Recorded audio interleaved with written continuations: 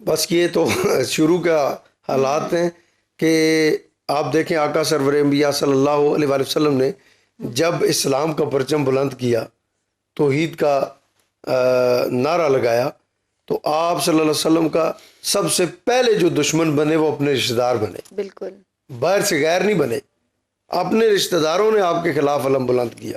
تو میں آپ کو یہ بتاتا چلوں، یہ تو ہمارے پیارے آقا صلی اللہ علیہ وآلہ وسلم کے ساتھ ہوا نا۔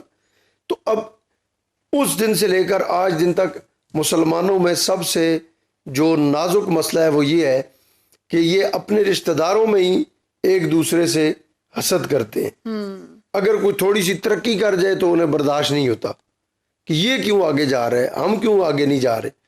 یہ نہیں کہتے کہ یا اللہ اسے تو نے اعلیٰ دیا ہے اور اعلیٰ دے اور ہمیں بھی ایسا بنا۔ بالکل تو اب آپ دیکھیں کہ بہتر یہ ہے آپ حسد کر کر کے اپنا آپ جلا جلا کے ویسے ہی کوڑ کوڑ کے اپنے آپ کو خراب کر رہے ہو، تو بہتر یہ نہیں ہے کہ آپ اپنے لیے اچھی۔ اور میں آپ کو بالخصوص حدیث بتاؤں، آقا سرور نبی صلی اللہ علیہ وسلم نے فرمایا کہ جو شخص اپنے بھائی کے لیے، مطلب اپنے رشتہ دار مسلمان بھائی ہیں، بھائی کے لیے جو شخص دعا مانگتا ہے کہ یا اللہ اسے فلاں چیز دے، فلاں چیز دے، فلاں اچھی چیز دے، اللہ تبارک و تعالیٰ اس سے پہلے اسے عطا فرماتا۔ بالکل۔